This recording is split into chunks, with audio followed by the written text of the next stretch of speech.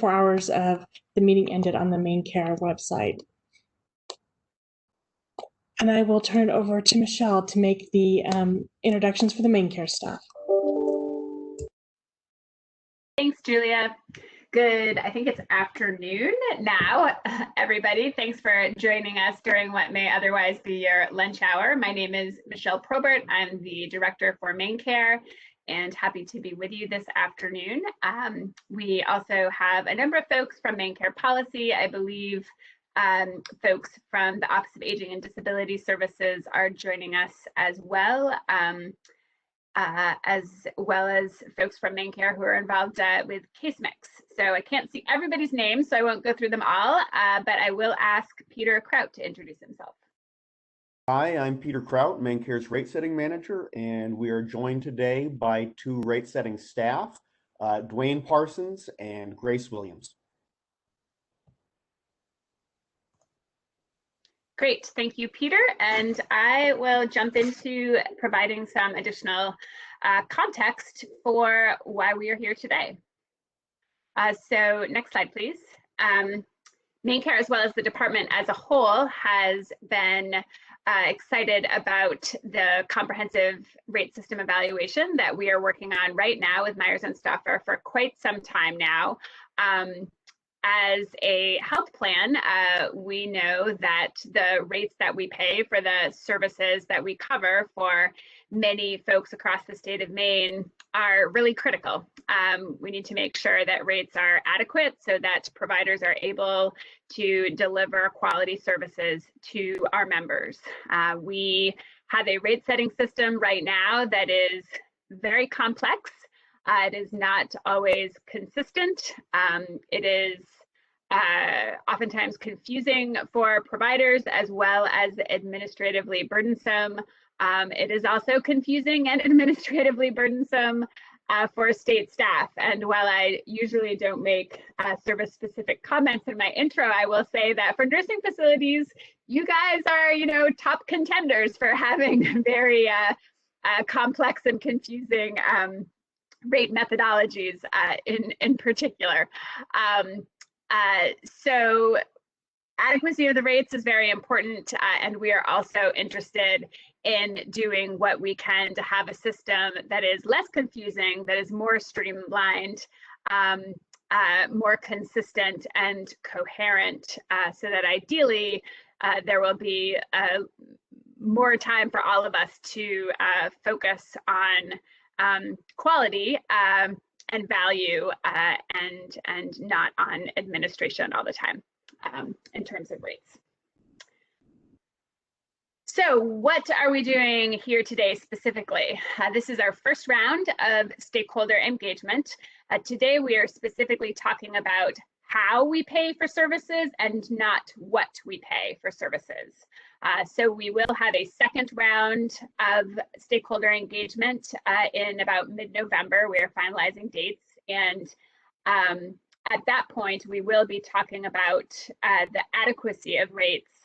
But today we really want your input in terms of the impact that our reimbursement methodologies have on you as providers. From an administrative standpoint, what impact those methodologies may have on the services you provide or maybe don't provide, and as well as whether there is an impact on the members you serve as well. So one of the first deliverables that Myers and Stauffer is working on for us is something that we are referring to as a benchmarking report. And that report is going to be looking at what we pay for services under MaineCare across the spectrum of services, and comparing those payment rates as well as those payment methodologies to rates and methodologies for comparable services on the Medicare side, the commercial side, as well as for other state Medicaid agencies. And that benchmarking report isn't going to provide all the context that's out there, but is going to be a good indicator of where we may have outliers within the MaineCare system, both on the high end of rates as well as on the low end of rates, and also how we are paying for services might not be in alignment with what's most common for those sorts of services across other payers. So when we have that report, you will have a chance to look at the report as well, and that is when we will be engaging in that second round of stakeholder engagement, so that you can talk about the adequacy of current rates, and we will also be looking for feedback regarding member access to services at that point as well. So aside from this brief introduction, the purpose of today is really for us to hear from you regarding impact of reimbursement methodologies. We are not going to be engaging in back and forth or responding to questions at this meeting. Next slide. So we also thought it might be helpful to talk a little bit about value-based purchasing and how we define that at MaineCare. You'll note in the discussion questions that went out ahead of the meeting, we talk about value-based purchasing and have discussion topics related to that today. We talk about value-based purchasing probably on a daily basis at MaineCare, but recognize that that is not necessarily the case for everybody. We all oftentimes will talk about value, but we don't often really think about what value means. And the reason why I like to start with a definition of value is because by its definition, value is the relationship between quality and cost. And this is an oversimplification in some respects, but I find it helpful to think about how we can impact value by those two levers of quality and cost. And so on one hand, if you're holding quality constant, how do you impact value? You impact value by reducing cost. On the other hand, if you are holding cost constant, the way that you improve value is you improve quality. The system that we have right now for payment is largely fee-for-service, and with a fee-for-service system, if you are providing more service, we generally we reimburse you more. And even in methodologies that rely on cost settlement, for example, there is no explicit tie at the moment to the quality of the care provided or the cost or incentives for lower cost for that care, or there are limited options at least. Next slide. And so we are really interested by moving further away from fee-for-service and in the direction of value-based purchasing, which has a number of advantages in addition to focusing on quality of care, which is clearly important for our members and for our budget as well. We also feel like it has the advantage of more administrative simplicity and flexibility, which can free up time with providers to focus on the things that often aren't explicitly paid for, but we know is really important to quality care. So coordinating with other providers, with family members, and doing that broader work. We have a number of value-based purchasing programs within MaineCare already, and we are actively working on increasing the proportion of our spend that is associated with value-based purchasing. Right now, we are at a little bit under 20% of MaineCare spending that is tied to value-based purchasing. And by the end of 2022, the department's goal is to double that percentage to 40%. Next slide. So another term that you may hear from us is alternative payment models, or APMs. And APMs are really a means to get to value-based purchasing. There is a great organization called the Healthcare Payment Learning and Action Network, or HCP-LAN. You can see the logo for them at the bottom of the screen. HCP-LAN has been around for a few years now, and they have done some really great work collaborating with stakeholders across healthcare and across the country to work on coming up with common definitions for what do we mean by alternative payment models? What does a continuum look like, and how do we define as well as track progress along that continuum, starting at one end of the spectrum, category 1 here with fee-for-service, where we know there's no linked quality or value in terms of the payment, all the way to the other end of the spectrum, where you can think about a population-based payment, which in terms of structure is much more simplistic and allows for greater flexibility, and also has a great deal of accountability for the provider involved. And in order to work well, clearly needs a really important quality component and tracking mechanism there. So I encourage folks who are interested to check out the HCP LAN work, and we are also happy to talk more at a later date in terms of how MaineCare's programs fit into these different categories. So that is it for my very high level overview of the objectives of this project, as well as value-based purchasing. Today is actually the first time this week that I'm going to have the luxury of being able to actually stay on for a bit longer to be able to listen to some of your feedback, which I'm very happy about. I won't be able to stay for the whole time, I don't think, but for all of these sessions, it's been great to hear how they've been going and the kind of comments we've been receiving, and we will be looking forward to a report that summarizes that feedback. I also just noticed that I don't think that we announced that we are recording this session. And so I want to make sure that people are aware of that. If you're not comfortable with the recording, then you probably want to step off, and you can access the recording within 24 hours that will be posted. And with that, I will turn it back to Julia, who will talk through our discussion topics for today, as well as how we will proceed with getting your feedback. Thanks. We actually did announce at the very beginning we were recording, and I usually announce it again here as well as we move. This is an overview of the 5 questions that we're going to be asking and grouping them around. You know, we're flexible with how many people want to speak, but roughly 30 minutes each. If you move to the next slide, Jillian. So our role in this at Myers and Stauffer is to introduce the questions and ensure that we sort of stay on track and within the time frame, and that we're having comments that pertain to the topic. Your role is, prior to commenting, to really introduce yourself, list the services you provide so we make sure we're associating the right comments to the right services. And if you do hear comments that you agree with, you can simply state that you agree with that person, or you can chat to us also in the box.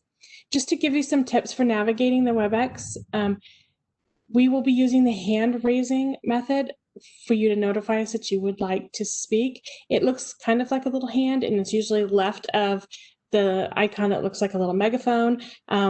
Depending on how your screen is laid out, it's usually above the chat and the QA box. If you want to see the participants, you can click on the participants tab and view all attendees, and that will show you the list of everyone who's participating in the meeting. If you are unable to raise your hand and you do want to do a comment, you can chat to us in the chat box, and Jillian will be able to see your comment there and be able to unmute you at that time. You can go to the next slide. Like we said before, that the recording will be online within 24 hours, and there will be a link on the MaineCare website. We are not discussing actual payment rates today. The phase 2 meetings will be an opportunity to comment on that, as well as the phase 1 report, which will include benchmarking, a catalog of existing payment records, and a recommendation of services that could be considered for alternative payment models.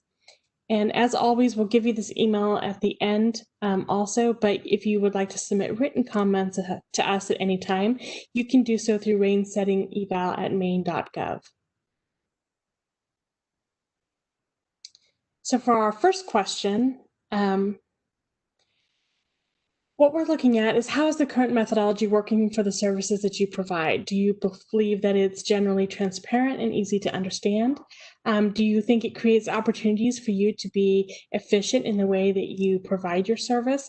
And does it reflect how you deliver your services? For example, do you provide a bundle of services, but you have to bill for them individually? Or if you are billing in increments of 15 minutes, for example, but your services are 3 hours a day, and 1 hour increment might be more appropriate.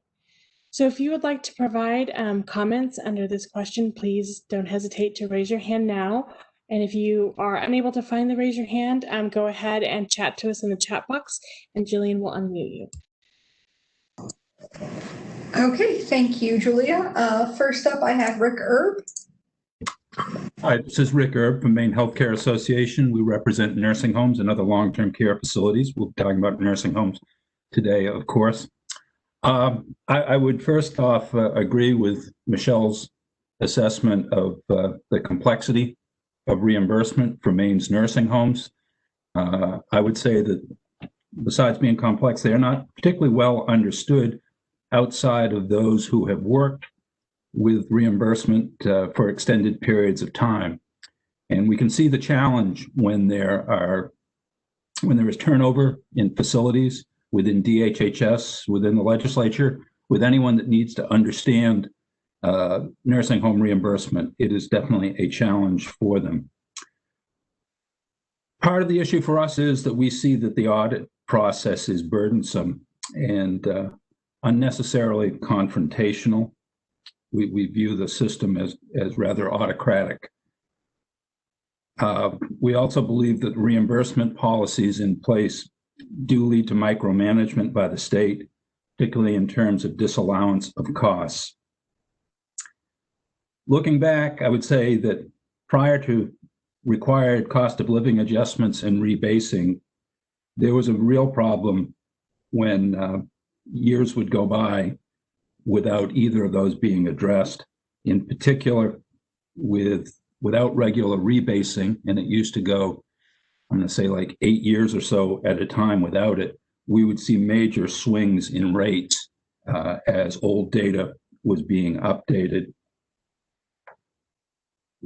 Around the country, from my conversations with my counterparts, it appears that very few other states would use such a complex cost settlement process as Maine does. I have to believe that Maine's system is expensive for the facilities and for the state, so we hope that that would be looked at. And without getting into the adequacy of individual rates, I would point out that over the last 10 years or so, there have been a dozen nursing home mains that have closed.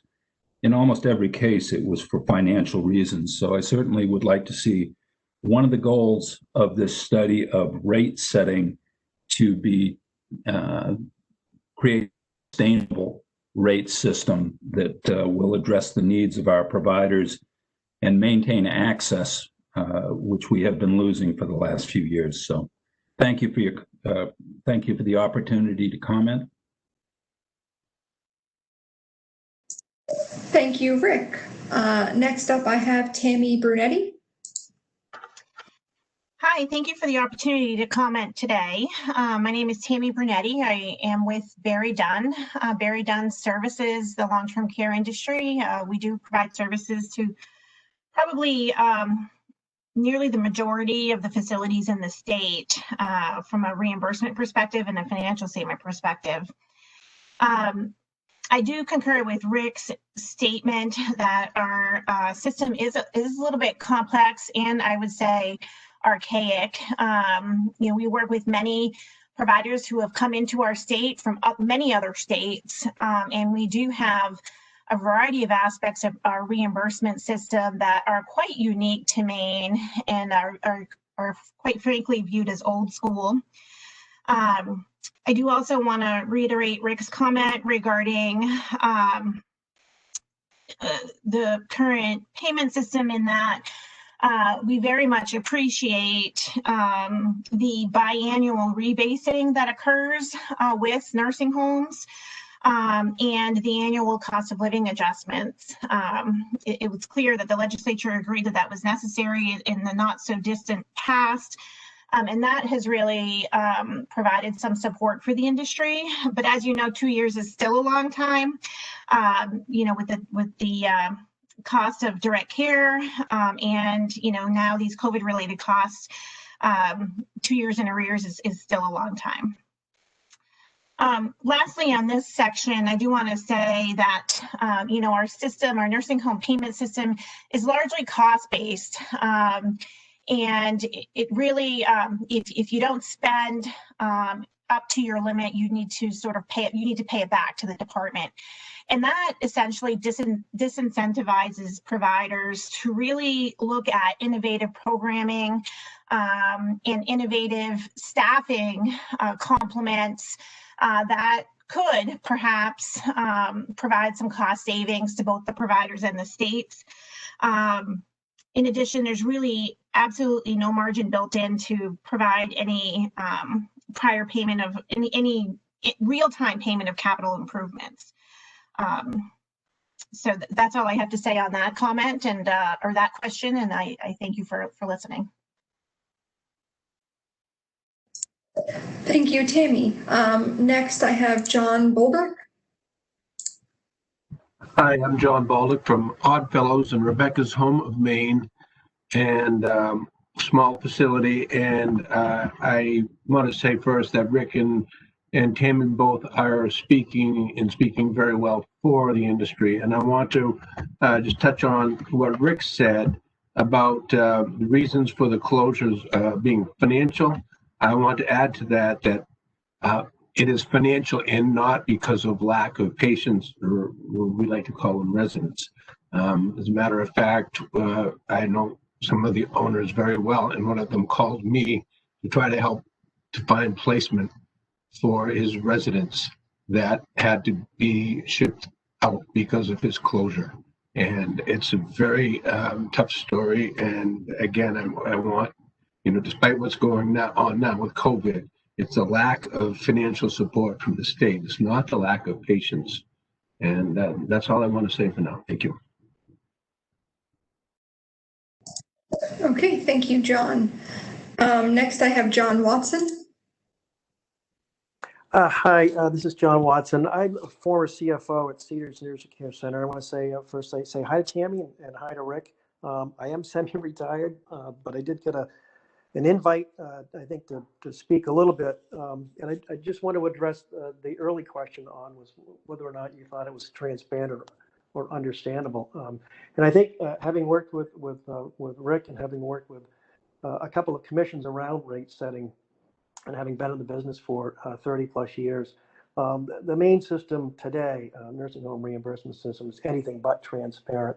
Everybody gets a rate letter and you get a little bit of insight as to how your rate may have fallen out, but to get to the nuts and bolts of it it's almost a Freedom of Information Act request to get at the spreadsheet and the data that's behind it.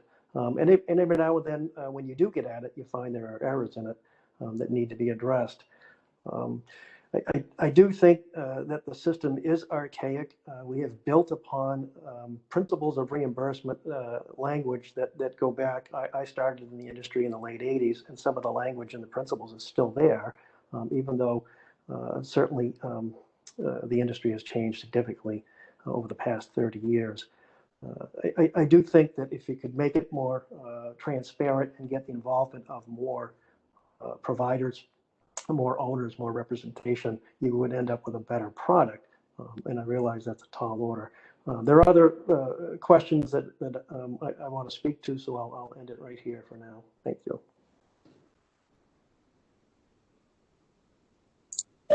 Okay, thank you, John. I just want to comment, if you had your hand up and you have finished speaking, if you could lower it, that lets me keep track of if you want to speak again, because I know sometimes you think of something that someone else kind of clicked for you. So at this time, I am not seeing any new hands or anything in the chat box. Oh, I got one more. Kevin Brooks. Yeah, this is Kevin Brooks from the Maine Veterans Homes. One thing I wanted to comment on specifically was the use of the peer group methodology for reimbursement. We find that the peer group methodology doesn't necessarily account for providers that have unique circumstances and requirements.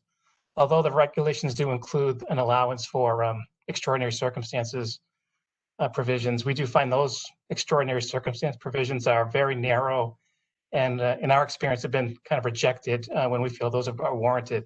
So we feel that any new reimbursement system should be flexible on recognizing unique circumstances for individual providers as they occur. So thank you. Okay, thank you, Kevin. Okay, I'm not seeing any new hands or anything in the chat box, Julia. Okay, great. So we'll move on to question number 2. And this is really looking at what sort of incentives you think the methodology creates or doesn't create.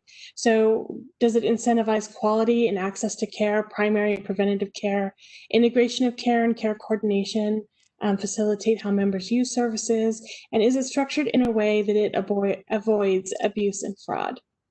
So if you would like to comment under this section, go ahead and put up your hand or chat to Jillian in the chat box.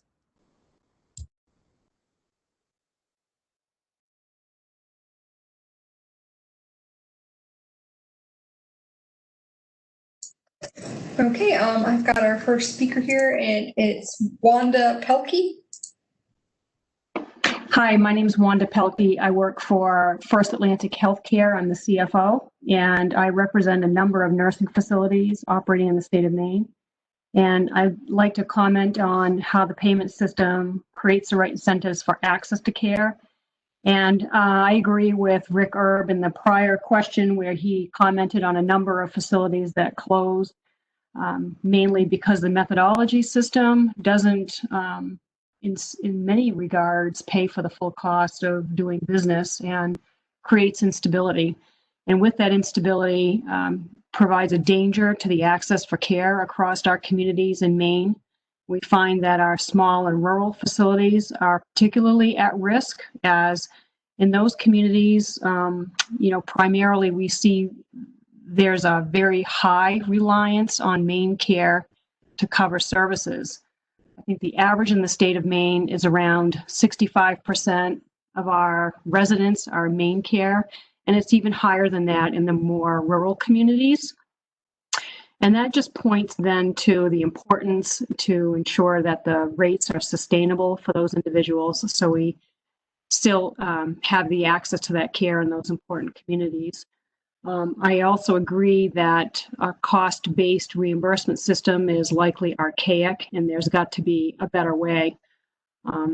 Paying for cost in our communities is not paying full cost. It at best pays for full allowable cost, using MaineCare principles of reimbursement as a definition for allowable cost, and it does not cover full cost.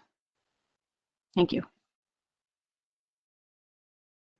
Thank you, Wanda. Next up, I've got Rick Erb. Thank you. Rick Erb speaking, and I would agree with both Tammy and Wanda about the issue of cost settlements and incentive for facilities to innovate and operate efficiently. I think that is a real challenge.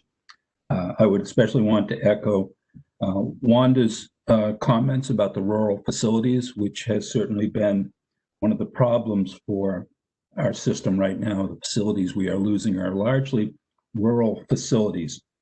One thing that has helped over the last few years was the high MaineCare utilization payment, which was instituted, I don't know, maybe 10 years ago now. It's very straightforward. If you have an above average population of MaineCare as a percentage of your total, your rate reflects that, and there is an increase. It is compared to most of the reimbursement process here. It is relatively straightforward. It has been effective. I think we would have lost more facilities without it. So I would encourage something like that to be continued into any new process.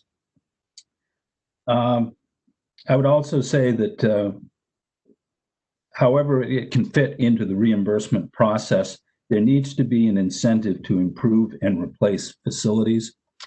Nursing homes in Maine are aging, and analysis from independent consultants has shown that the need for facility care will grow and that access is becoming threatened. So whatever procedure we change to, I hope there will be adequate incentive to invest in facilities and to build facilities.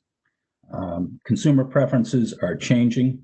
We need to adjust for size, privacy, and amenities that the next generation of long-term care residents will demand.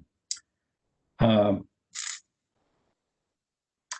would also like to comment about the need to address payments for residents with specific needs, high needs. We're talking about extreme bariatric patients, those with substance abuse issues, mental health issues, etc. I think the state needs to do a better job of incentivizing and paying for those special services. The current situation that we have right now is putting pressure on hospitals that are having difficulty discharging residents with high needs. And it's also not meeting the residents' needs either. These should be resident specific. We're not talking about wings. We're not talking about facilities. We're talking about some flexibility and adequate reimbursement to meet those residents' needs. And that's what I have for comments. Thank you.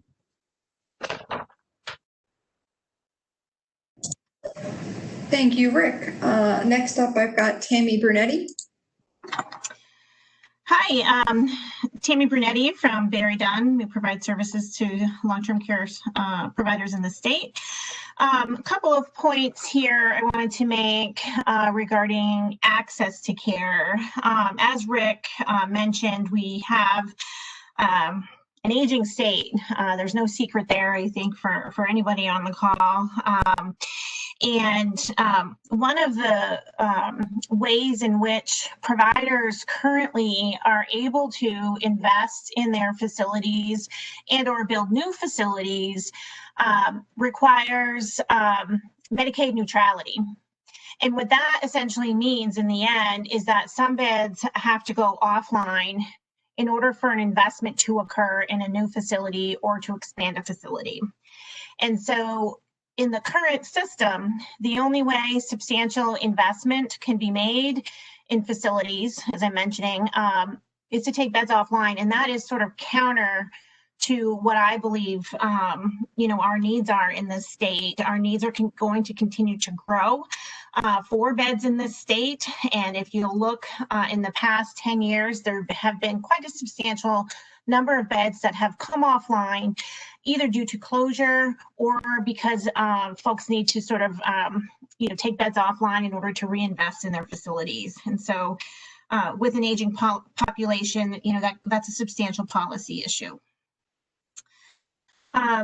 Also regarding access to care, we do have a fair amount of facilities in the state who have non-related party lease arrangements and who are essentially paying fair market value for the ability to operate their facility in that building to a non-related party, but are essentially getting absolutely no or very little reimbursement, for that based on our cost settled reimbursement for fixed costs in the state.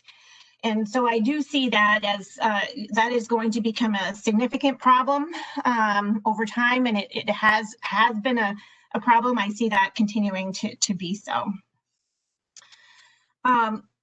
Regarding avoidance of fraud and abuse, I did want to make mention of, Rick mentioned earlier the audit process that these facilities have with the Department of Audit at the state. We at Barry Dunn get involved in a number of different, audits and work with our clients for different types of providers. And in no other industry do I see the level of scrutiny and sort of investigation and small dollar items that I do in the nursing home audits.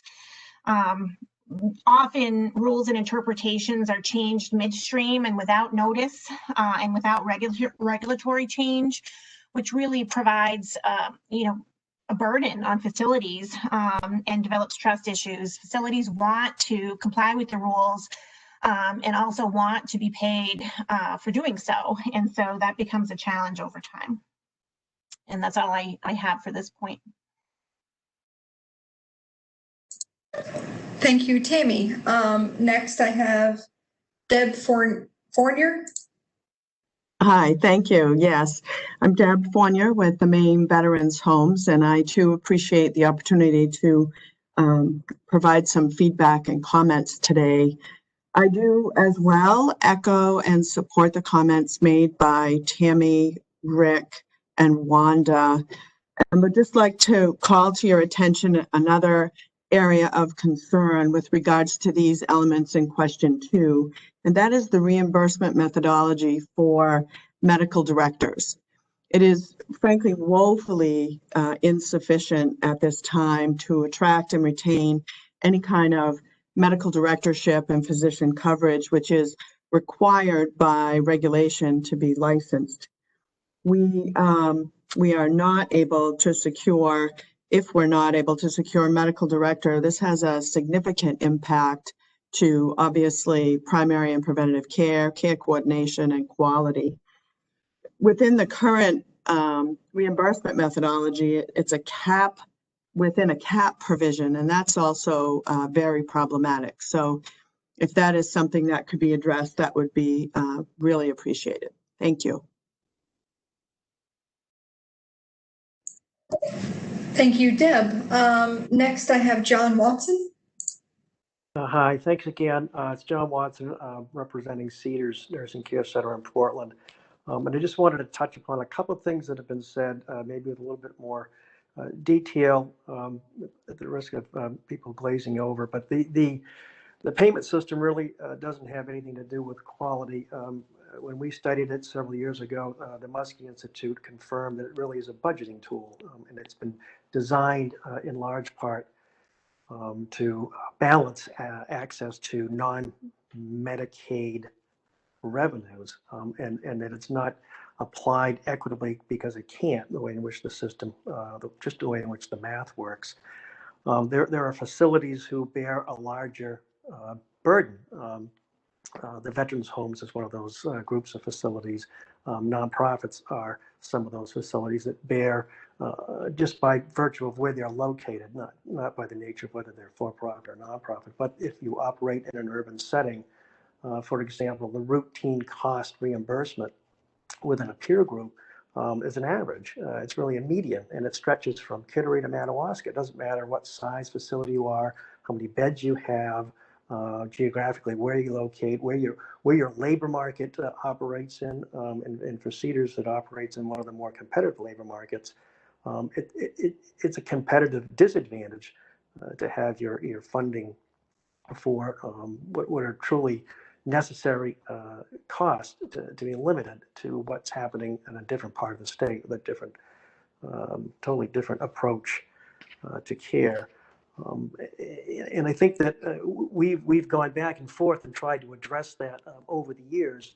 And when we come close to fixing things, it's temporary. It doesn't last. It just doesn't last because as you can appreciate, staffing, one of the more significant problems that everybody faces. There's a staffing shortage, so you're competing for staff, not just across other nursing facilities, but you're competing with other providers. And you don't have the resources really to compete when you are limited to being against other providers from different parts of the state. And I think we tried to address that, but it was overwhelming. And I think by overwhelming, I mean if you try and iron that out and don't make room for changes that will occur in smaller, more rural facilities, you end up undercutting their ability to stay alive, and that's been problematic several years ago. And my sense of it is that it's coming back, that the distance is growing once again between cost to operate in an urban setting versus cost to operate in a rural setting, the ability to attract staff in a rural setting, the ability to attract staff in our industry. It's just the current system is not as responsive as it has might become over the past several years. Things are accelerating much faster than they capture today. I think that's something that if we can come back to, it would take a lot more analysis, a lot more data, but certainly the system needs to be able to be flexible and I think responsive, and it's just not. But thanks.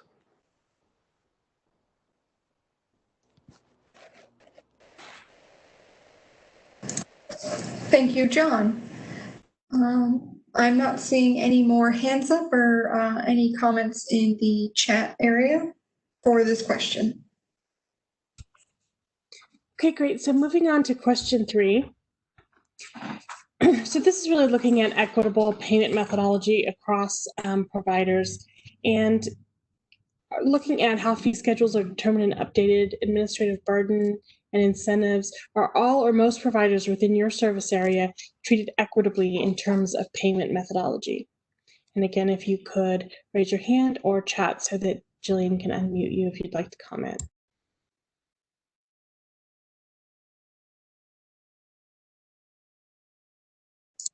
Okay, first up, I've got Rick Erb. Thank you, Rick Erb, Maine Healthcare Association. I would just like to reiterate and support the comments that were made about it being time to review peer groupings in Maine.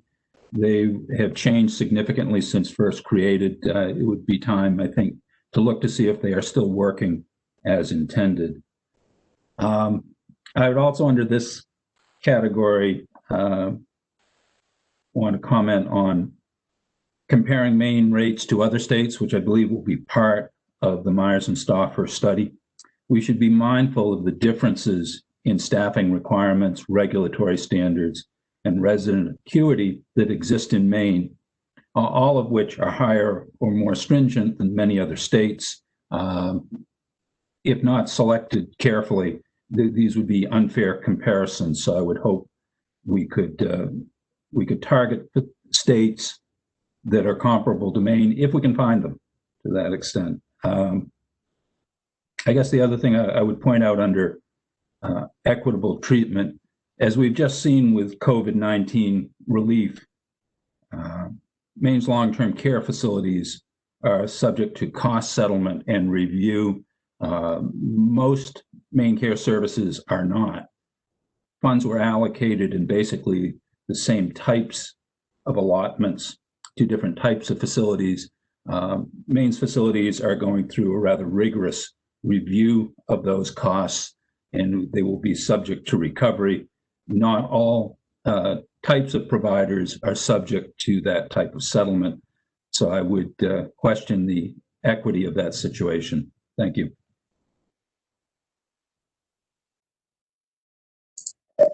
Thank you, Rick. Next up, I've got Thomas Gilmartin. Hi, Tom Gilmartin from National Healthcare. And I think, this is a summary of all the questions. I think all the questions are interrelated.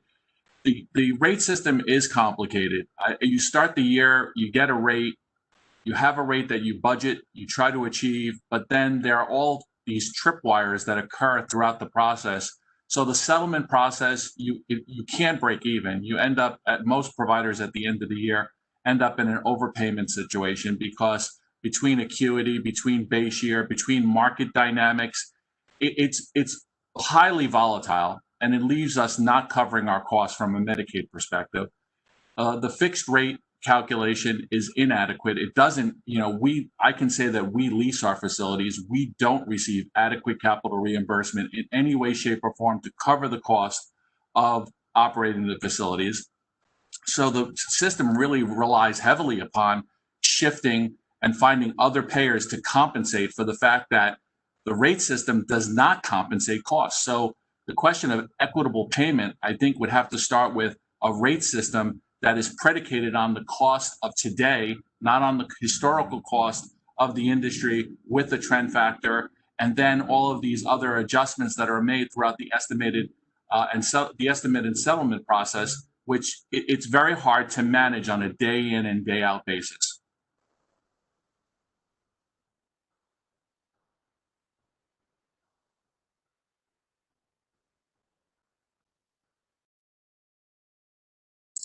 Thank you, Tom. Next up, I've got Tammy. Hi, Tammy Brunetti with Barry Dunn. I wanted to take a few moments to really talk about really the last sentence in the question about equitable treatment in terms of payment. The first point I want to make in this regard is sort of echoes what Deb Fournier mentioned regarding the medical director. You know, in no other industries are you held to sort of an arbitrary and woefully low cap to contract for medical services that are necessary under the regulation.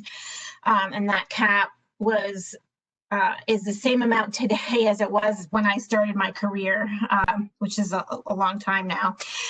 So it never has been adjusted. So it's outdated and arbitrary. The second thing I wanted to talk about relative to equity is that when comparing Maine facilities to other states, I do encourage you to look at the size of the facilities. So certainly, you know, if you go to Massachusetts or you go to any other larger state that is more urban, you do have larger facilities that can sort of benefit from economies of scale.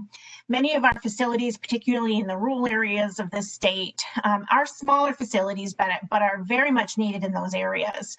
And they are not able to benefit from economies of scale at all.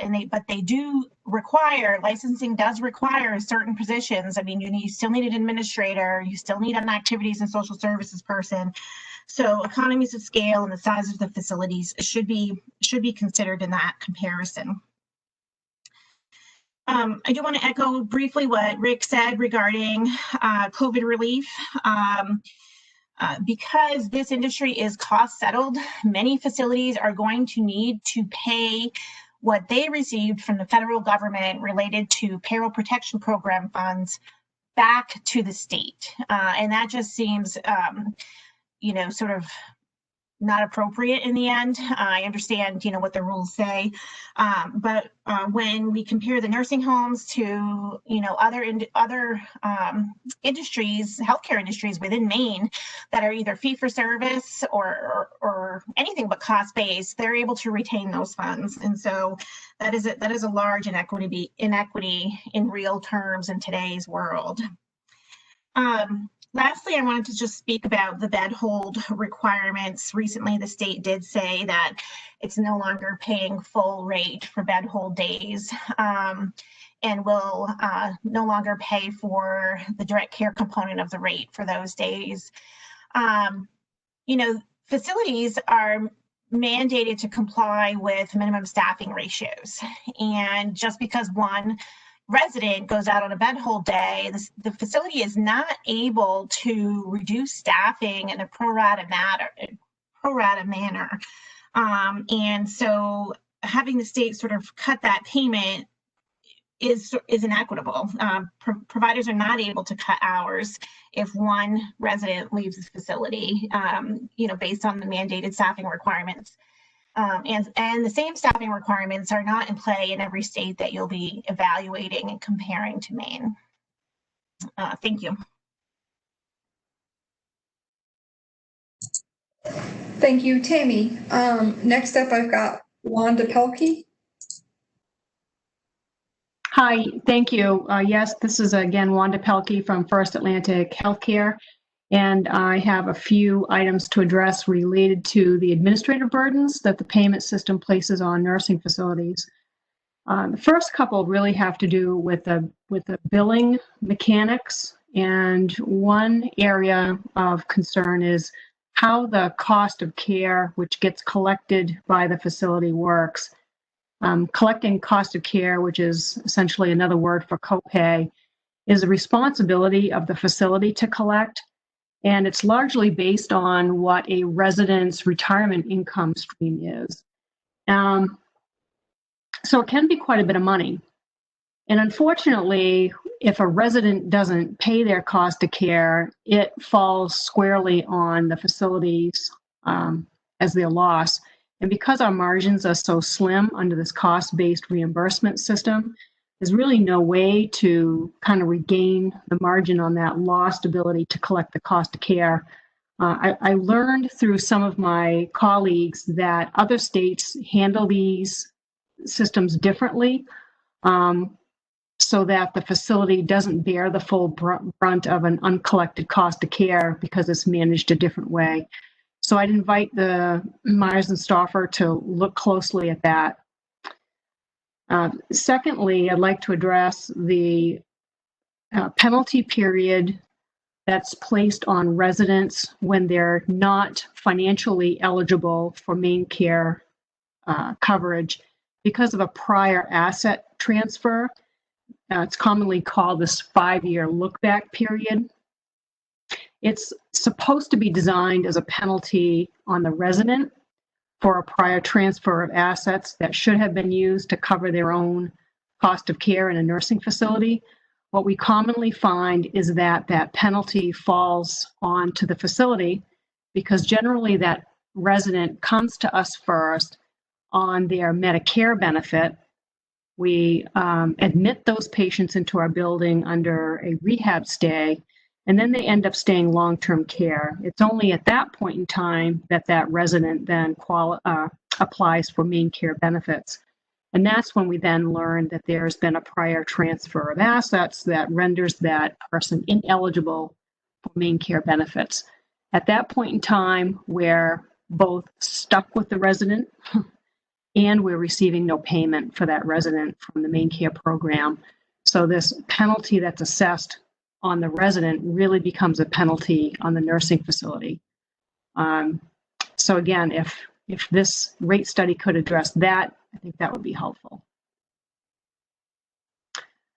I'd also bring to attention the process around specialty types of approvals and commonly around financing, refinancings, use of a second vehicle within our facilities. These types of things require specialty approvals from DHHS before the MaineCare program will recognize the cost of those items.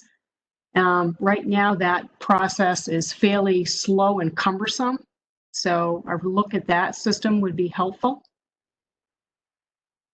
I'd also address the current system for cost report settlements. Right now, cost report settlements, which could be payables or receivables to the facility, they take a long time, generally up to 2 years before a filed cost report gets settled by the Division of Audit. There's an unfairness to that settlement process. If a provider files their cost report with a payable due to the state, that payable is owed 100%. However, if it's a receivable due back to the facility is left waiting for the full audit process to take place before that receivable can be paid for by the state of Maine to the facility. So the process is not reciprocal. So I'd like to see that be addressed as well. And that's all I have for this section. Thank you. Thank you, Wanda. Next, I have John Watson. Hi, thanks again. In terms of equity, the system doesn't pay equitably, and I think you have to go back to when you look at the overall costs that are required to deliver the quality of care that are required, both of the state and the federal government, and certainly the public. The state considers those costs to be actual allowable costs and then doesn't fund to it. So the distance between what you actually have to fund to cover the quality care you're required to give and what you get paid ultimately has to be borne by somebody. So how do you distribute that burden across all the nursing facilities? And the way in which it's done now, I think is it's not done well. And that's part of the problem that you find that if it's not done well, you find facilities in rural Maine closing. You find facilities in the urban parts of the state saying, I can't take any more MaineCare. It's just too costly. So I think just recognizing that if you're not going to fund to the actual allowable cost of care required to deliver quality care, you're going to have an inequitable distribution system. It's going to work that way.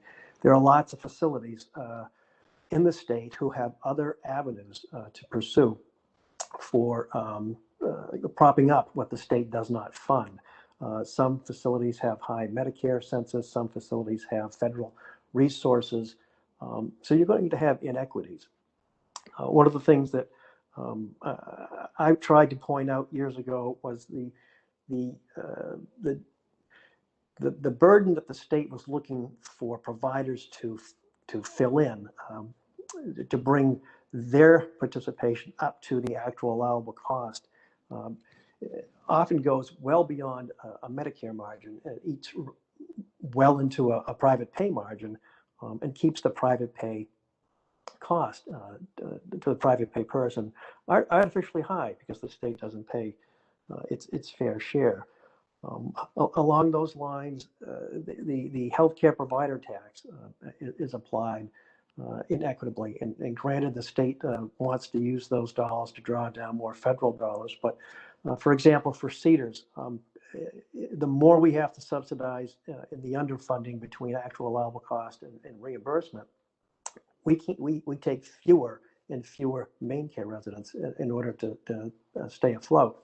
On top of that, we send between $700,000 and $900,000 a year in healthcare provider taxes, of which we get back only to the extent of our MaineCare census. And I think that's terribly unfair.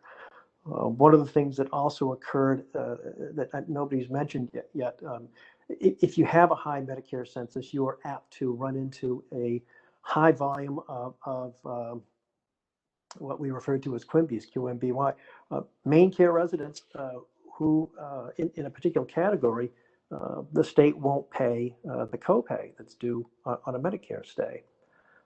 And that's not insignificant for Cedars. It's run anywhere from $50,000 to $90,000 in a year. And what's exacerbating that is this is the growth of Medicare C or Medicare Advantage plans, where the copays start earlier than day 21. And I would like to see us come back to and address that. That's a rather significant cost to have to carry. That even if Medicare reimburses you through cost settlement, 65% of that, you've gone without those funds for an extraordinarily long period of time in order to get that back.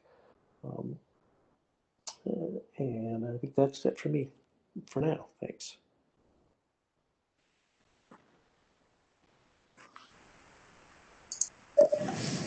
Thank you, John. I'm not seeing any more hands up or comments in the chat box. Julia?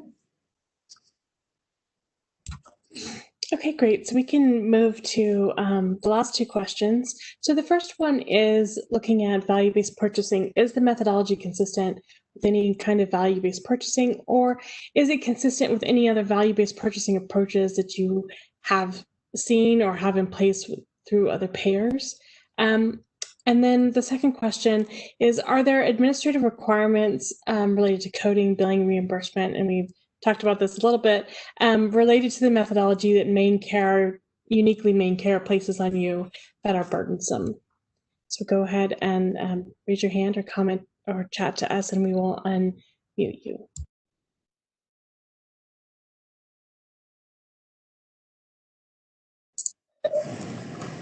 Okay, I've got our first raised hand here, and it is Rick Erb. Thank you.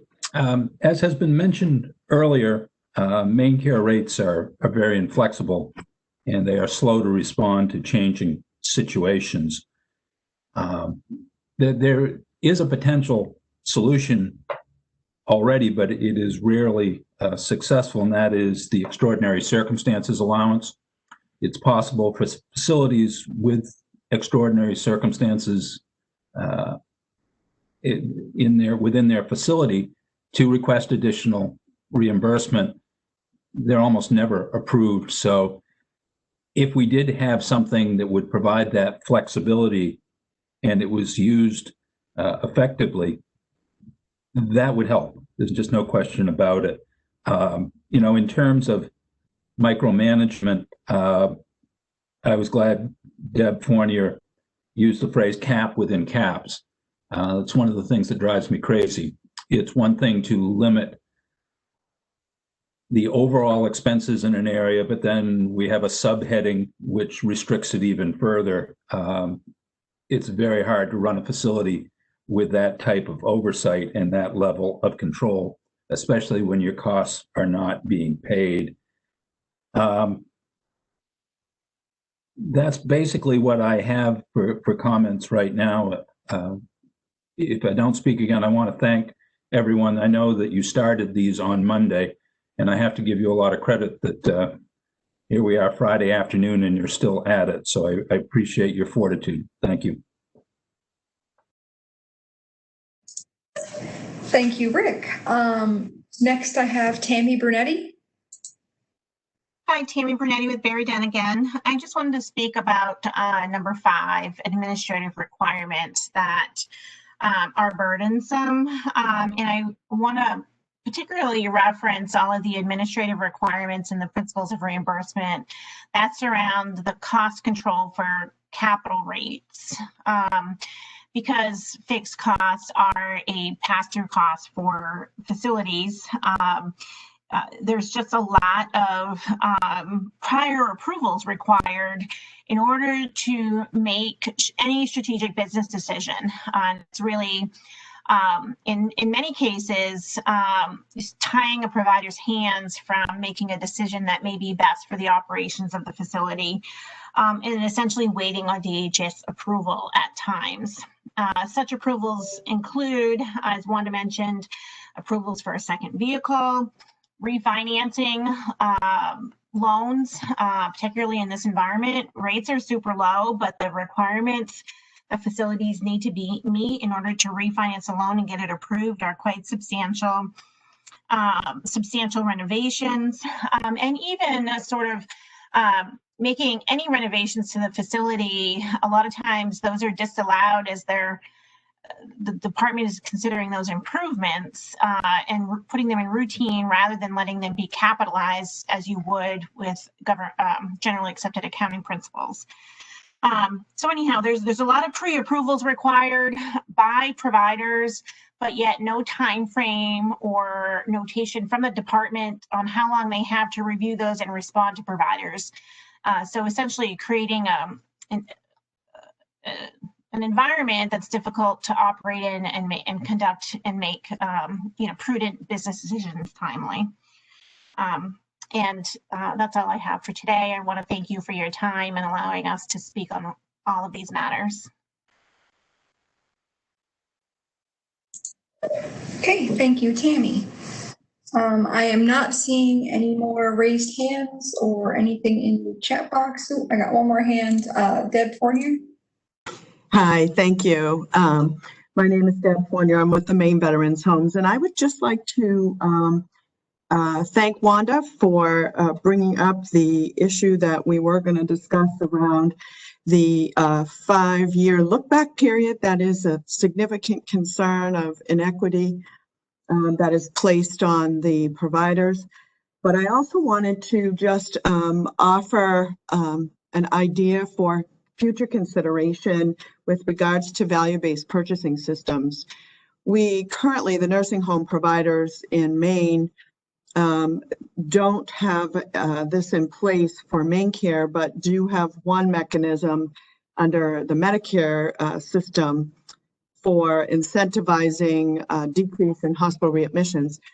Another incentive that I am seeing across different states across the country is a payment incentive for providers who have achieved a national quality recognition.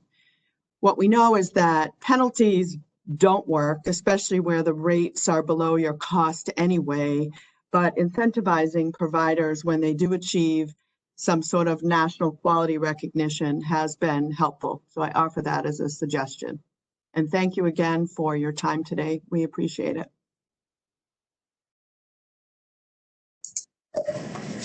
Okay, thank you, Deb. I'm not seeing any more raised hands or anything in the chat box right now, Julia. Okay, so that was the end of our questions.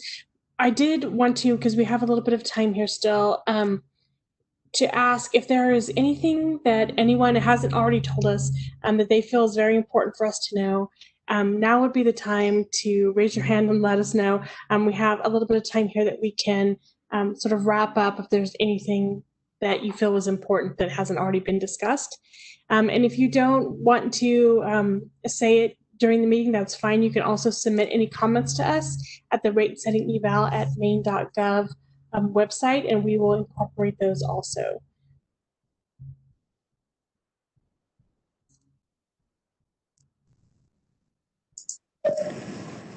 Okay, Julia, I'm not seeing any additional comments or hands raised. Okay, great. Well, thank you all so much for spending your lunch with us on this Friday, and I hope that you have a lovely rest of your day. Thank you.